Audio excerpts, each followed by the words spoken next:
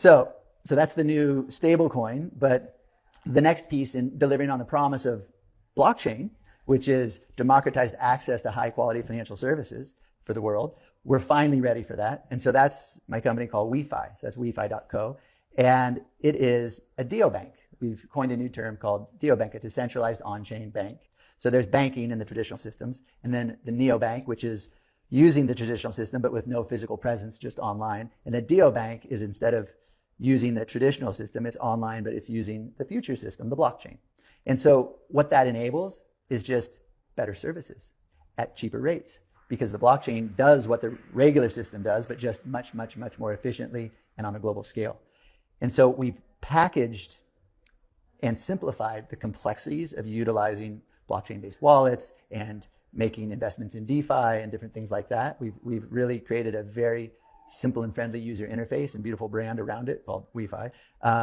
So people can then just get higher quality services. So the first product is a card, and then it'll be lending, and then it'll be actually earning high yield on your savings account, above 10%, and then access to DeFi investments all through this user interface. And has that launched yet? That's launched. Okay. Yeah. And the beauty of Wefi is we're also putting the community first, and Wefi is truly delivering on the promise of Web3, which is ensuring the community is the one that gets rewarded for participation. So there's a token. So we have an ITO, which is an initial technology offering, and people can buy into that, which mines Wefi tokens, which power the network and provide all the rewards. And since we're doing that type of sale, because then tens of thousands of people, and soon over 100,000 people, will be investors and customers. Because while we do provide very efficient banking services in a very beautiful package, there are a lot of people providing banking services. So how do you get ahead in that?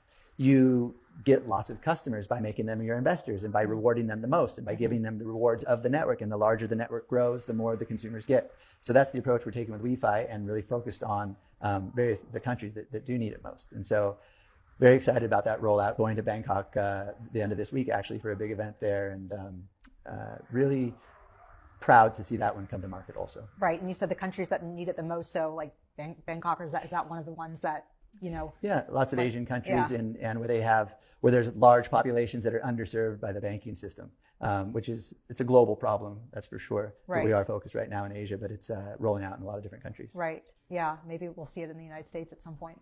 Yes, but that, in order for it to come to the United States, it needs to be more than just the regulatory winds that are back. It needs the regulations to be passed and set, and we need to understand how to navigate the regulatory landscape in order to not get in any trouble and make sure that we're adhering to everything. Mm-hmm. So it's in the beginning, it's easier to kind of roll these things out overseas, where we hold ourselves to those standards, but since the standards haven't even been set yet, you just never know what will happen. But yeah, it should be coming to the US soon as well. Awesome. Well, I'm excited for that.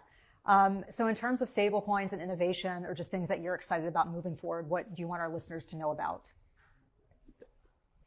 besides the projects that you're now doing? Yeah, no, thanks for letting me share about that. Yeah. Look, I'll tell you, for the user, the future is bright. And so AI, massive impact on everything.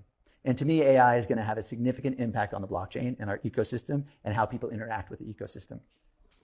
Most importantly, people are going to stop asking what chain is it on, or which stablecoin are you going to use, or how do I best send the money here or there.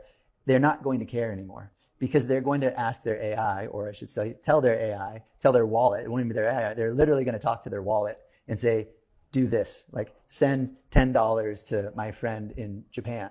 Send it in the fastest, cheapest way.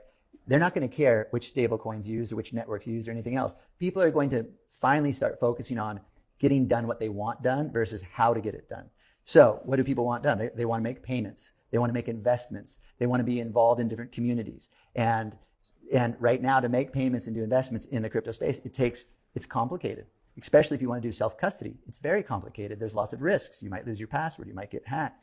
And so and since it's so complicated, the best user interface isn't going to mask that complication. The only way to solve like this interface moment for blockchain where the masses can participate is through AI. And that's coming soon, and it's probably coming faster than we think. But to me, that's something to lean into for everyone, is the understanding of the nuances of AI, how it works, how to get the most out of it, not just through crypto, but in all aspects of their life. Because like it or not, it's hitting us like a tidal wave, and a lot of people still kind of shy away from it. And so my encouragement is, yes, learn about blockchain and lean in, but just more importantly, learn about AI in all aspects of your life and how you can utilize it, because if you don't, you will quickly be left behind. So yeah, that's interesting. And I'm glad you bring that up because I was going to ask you about AI and I forgot. So thank you for mentioning that.